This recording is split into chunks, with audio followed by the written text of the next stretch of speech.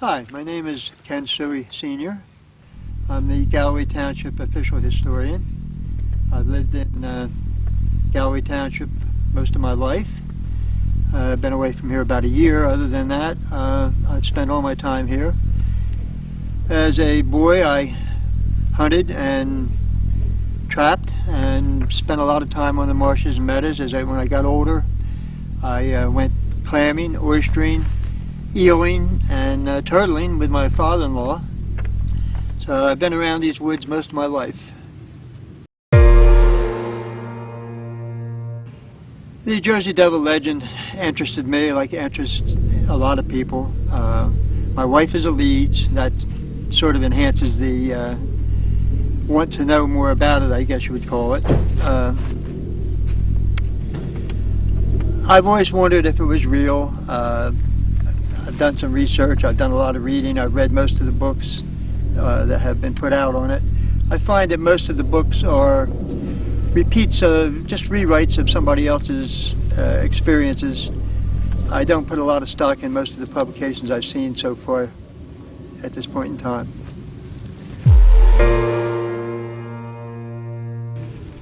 I suspect that the Jersey Devil legend started with probably a deformed child. We're talking around the year 1735. 1735, the Quakers had settled here in Leeds Point. Jeremiah Leeds came in about 1710, roughly, settled. And for some years, the Quaker community was the main community here in Leeds Point. Well, they were fairly superstitious people. In 1735, they did not have treatments for autism, Down syndrome, deformed children, and mostly these children were hidden away.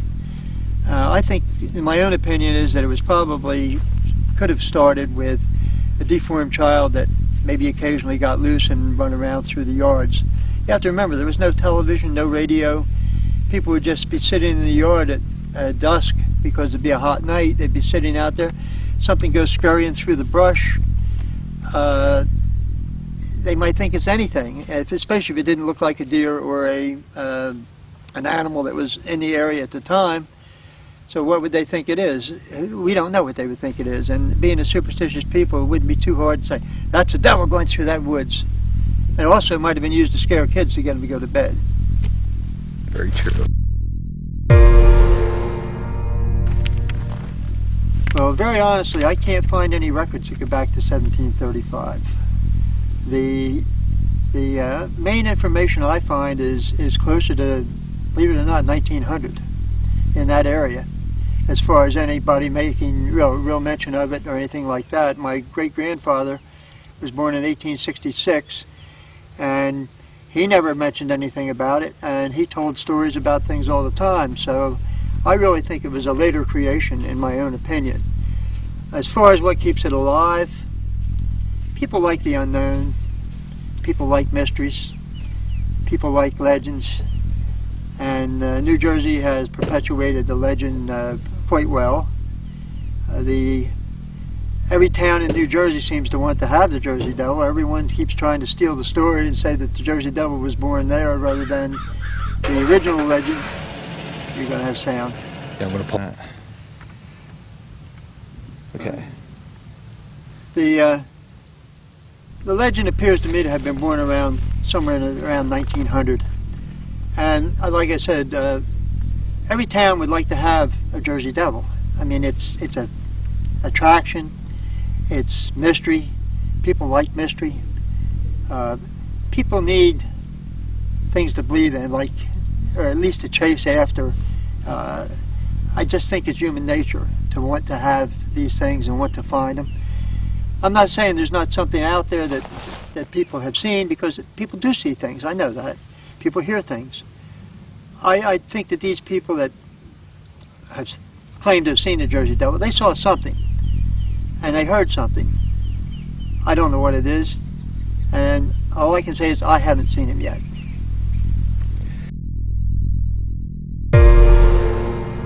I think the logical explanation is probably a deformed child that started it.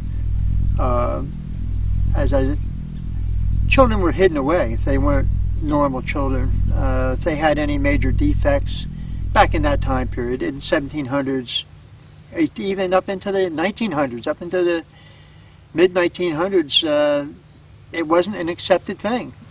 Many people did not accept deformed children. They were hidden away. Kid gets loose, goes running through somebody's yard at night or something, it could easily start a legend.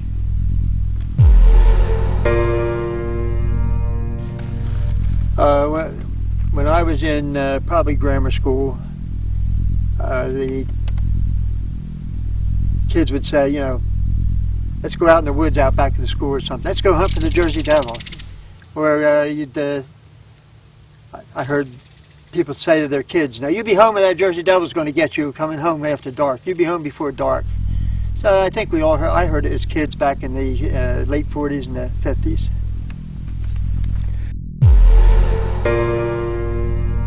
Okay, the Leeds family is basically credited as being the birth family of the Jersey Devil, also known as the Leeds Devil. The Shourds family, from the research I've done, the Shourds family was married into the Leeds family, definitely. My great-grandmother's a Shourds, in fact. But the time period doesn't match up to the beginnings of the legend, so I don't think they really had anything to do with the legend. I think because the house that was featured in Beck's book was at one time a Shourd's house, I think that's how that got into the legend. I'm almost positive that's how it got started. But from everything that I've really looked through, it doesn't appear that there's any real connection.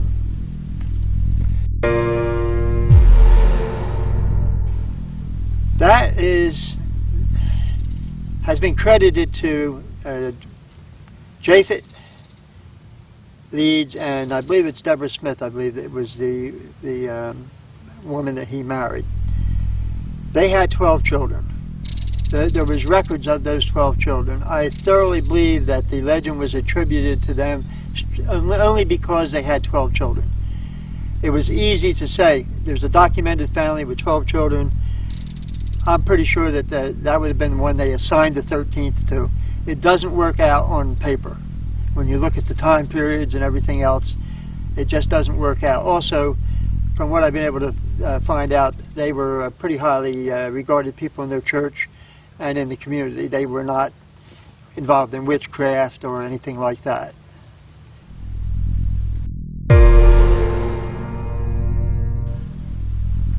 Well, I think it only affects it with the accredited people that really care, really looking for truth.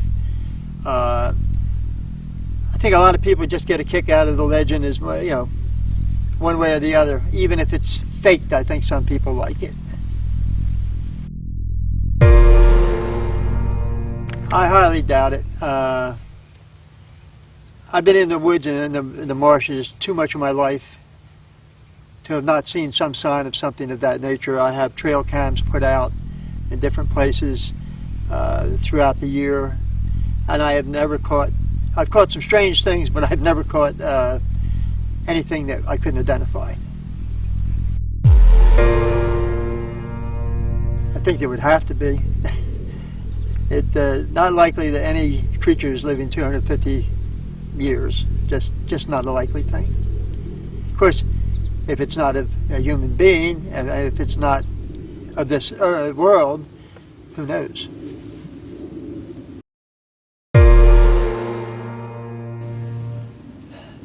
I really don't know. I'd probably become a believer.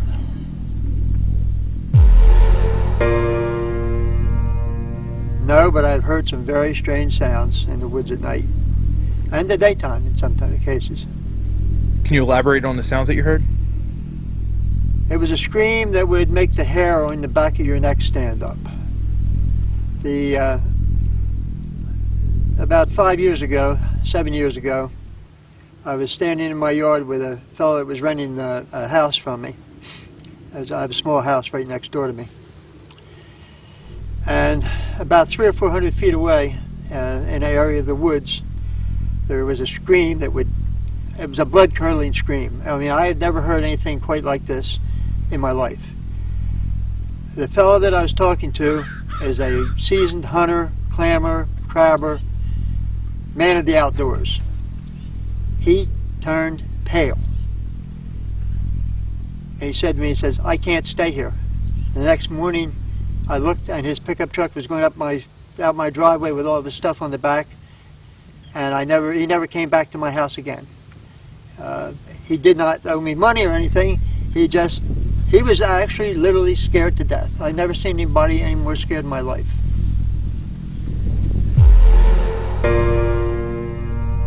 I think they've been badly produced in most cases. I don't know whether there's too many hands in the pot, whether it's in the editing or whatever. I think there's been some good interviews done, but the presentations have not been earth-shattering by any means. Not if he was a living being or something that didn't want to be seen. There's plenty of places to hide in New Jersey. There's miles and miles of unexplored areas, swamps, marshes. I mean, right within a mile where we're sitting here, there's areas that probably nobody's walked through for 50 years. And especially with the wildlife refuge, where we're right in the middle of it right now, there's thousands of acres here that basically are not explored by people. They're off limits, for one thing. And then you have the adjacent Pine Barrens, which is another several hundred square miles. Even though we have the high population, we have some of the most uninhabited areas in the United States. I think there was a little bit of mass hysteria. I really do. Mass hypnosis, hysteria, whatever you want to call it. 1909. No television. I don't even know if there's a lot of radios around in 1909. Very few cars. I think people needed something to occupy their minds.